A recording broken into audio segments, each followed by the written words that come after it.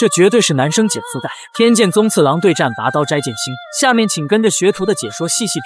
这个长相酷似周深的男子，乃是10本刀中最强的天才剑客宗次郎，绰号天剑绝技顺天杀。宗次郎拔刀出鞘，并随手将刀鞘丢弃，因他有一门名为缩地的快绝身法，佩戴刀鞘将会影响出刀速度，而剑心仍是佩戴刀鞘，他一脸冷漠，似未将对手放在眼中。宗次郎率先出招，在一记左斜切后，立刻举刀劈面斩击。剑心在出刀格挡的同时，迅速后撤闪避。宗次郎见状，立刻持刀向前突刺，在被剑心挑开后，紧跟着挥出2记右斜斩，剑心边挡边退。宗次郎以一记迎面劈斩将剑心迫至死角。此刻剑心已不能再退，抢先挥刀斩击。宗次郎横刀格挡，同时迅速向右拧转身体，绕至剑心后，并迅速出刀斜斩。剑心立刻回刀格挡，宗次郎一击无效，剑心顺势右手刀劈斩，宗次郎向左侧闪避，剑心立刻挥刀横斩其下路，但被对方跳起避开。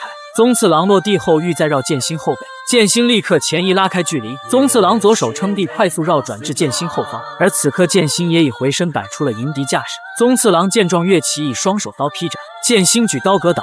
此处有一点疑惑，学徒查了很多资料，均说剑心的饰演者佐藤健坚持不用替身，整部电影的动作戏全是自己完成，被大家夸赞为日本最拼小鲜肉。可这张定格画面里却好像是用了替身，学徒并无他意，只是有些不解。宗次郎紧接着第2记劈斩跟上，剑心在挥刀格挡后立刻劈斩反击，宗次郎以有些拖大的摇闪接连避开剑心长刀，二人拉开距离稍作调整。这里宗次郎做了几记单脚跳的动作，这并非鞋里进了沙子，乃是其将要御使缩地的前兆，可在短时间内加速至最高速度。宗次郎此人颇为古怪，他的脸上始终挂着微笑，这是因为其悲惨的身世。年幼时他为了自保将家人全部杀死，之后将自己的感情封印，从此喜怒哀乐只剩下乐。面对宗次郎的微笑，剑心颇为不解，他感受不到对方的丝毫杀气，也就无法预料其下一步的出招。剑心决定抢先出招，先以下路斜斩引诱对手格挡，随后立刻近身中断出刀，但被宗次郎横刀挡下。宗次郎迅速抽刀前冲，欲再绕剑心后背并出刀斜斩，却不料剑心已率先回身朝其下路出刀，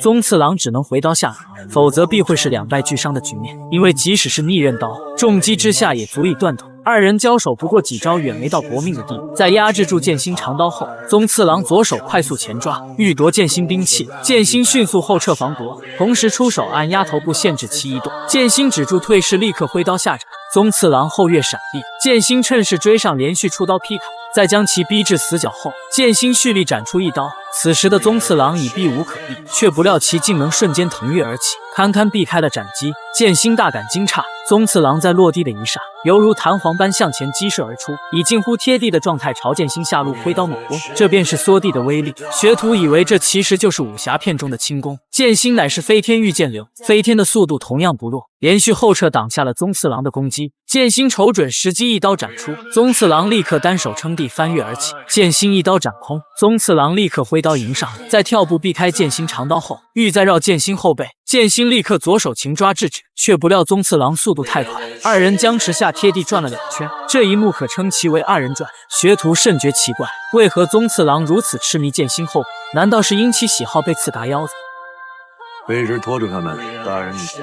在前面2回合的对决中，二人实力不相上下，宗次郎毫无杀意，使剑心猜不中其攻击意图，而剑心的飞天御剑流也使宗次郎未伤到其分毫。宗次郎有缩地，剑心有飞天，宗次郎有天剑，剑心有御剑。2人决定以最讲求速度的拔刀术一招定胜负。剑心反手那刀，并不看刀鞘，以左手手指和虎口配合引导刀背缓缓推入。注意，因为是逆刃刀的缘故，刀刃是在上的，而正常打刀的刀刃在下，照此收刀左手将被划伤，请诸君千万不要模仿。宗次郎笑意盈盈，也将地上的刀鞘捡起，那刀入鞘。2人压低重心，摆出架势，瞬间拔刀出鞘。却不料剑心的逆刃刀竟被宗次郎一刀斩断。下面慢放解析，二人均是以右手拔刀，在拔刀出鞘时，均以左手反向鞘引以加快拔刀。剑心拔刀的速度明显较快，当他的逆刃刀完全拔出时，宗次郎的明刀虎彻仅拔出一半。剑心本欲斜斩宗次郎上路，却没想到被宗次郎后仰避开。剑心一刀斩空。而此刻宗次郎的虎彻已然出鞘，他以上段持刀同时改换双手握柄，蓄力朝剑心直劈而来。剑心见状立刻挥刀迎击，岂料宗次郎这一刀是大力沉，登时将逆刃刀斩为2截。这一击太过突然，剑心愣在当场。在电影《绣春刀》中也有类似情景，在竹林之战中，沈炼持刀快速冲向丁白鹰，未曾想丁白鹰双目一睁，苗刀瞬间出鞘，一刀斩断了沈炼雁翎刀，而沈炼也由此猜出了丁白鹰的倭刀术。这段惊艳的对决乃是由甄家班成员古元剑指操刀设计，剑心的逆刃刀被一刀两断，而宗次郎的名刀虎彻也已卷刃。这里还有一处细节，那就是剑心和宗次郎穿的都是拖鞋。为什么要穿着拖鞋对决？难道不会影响速度吗？因为在电影所处的明治初期，一般民众少有其他鞋子可选。准确来讲，宗次郎穿的是草履，多用于日常穿着，而剑心穿的是草鞋，多用于出门远行。剑心正是刚刚赶来京都，草履与草鞋虽有一字之差，但却是2种不同的鞋子。不过二者的鞋面都是由草编成，其他如木屐、深靴等也有，不过穿起来决斗将更加笨重。有趣的是，当时日本人将袜子称为足带。同时，对于这段对决，想必会有很多人议论，为什么要先将刀收入鞘中，然后再拔出来？难道是能起到加速效果？不仅仅是电影的此处，很多日本武士片包括动漫也都有此情景。学徒以为这主要是为了耍帅，因为先收刀再拔刀，绝对没有直接砍的速度快。在2人对决的状态下，如果其中一人将刀收入鞘中，这就好比2个牛仔用枪互相指着对方，其中一个突然把枪收回枪套。日本剑术的核心之一是残心，残心是指出刀毙敌后不可放松警惕，不能立即那刀，以防止敌人诈死偷袭。即使那刀也应不看刀鞘，同时保持对周围的警觉。在战斗状态下，那刀无异于送死，但非战斗状态下却往往是刀在鞘中的状态。比如在室内洽谈时，拔刀术也可称为居合术，居多指端坐的状态，合是指突然对敌，可以简单理解为一种应急与偷袭的技术。剑心并非败在速度慢，而是败在没有杀意。如果他的刀能再往前挥得果决一些，想必宗次郎已笑不出来了。正如志志雄所料，剑心早已不是当年那个刽子手，这个长相酷似木乃伊的男人乃是剑心昔日的同僚。在最后一战胜利时，他兔死狗烹，被新政府背叛，变成现在不人不鬼的模样。他是要火烧京都，毁灭日本，可令他万万没有想到，既是同僚也是前辈的剑心，竟答应了新政府前来除掉他。他不禁流下泪来。他没有跟剑心决斗，因为他认为现在的剑心只剩下仁慈和软弱，没资格，于是便派出了宗次郎试水。而对于邀请剑心出山的内务大臣大久保，志志雄也开始了报复计划。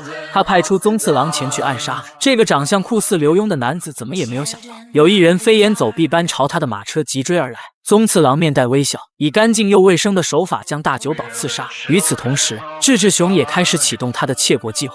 他先召集石本刀即刻赶赴京都会合。石本刀中有一人名唤刀寿，此人嗜刀如命，喜好收集天下名刀，其配有4把刀，背负2把，腰悬2把，其中之一的连刃刀由2把刀的刀锋并排而成，砍中对手后会造成2道距离极短的伤痕，使伤口因无法缝合而溃烂。剑心的逆刃刀乃是出自一代名将新井赤空之手，而刀寿却笃定剑心断掉的那把是次把，真品必定还在新井家中。刀寿与剑心的夺刀之战即将展开。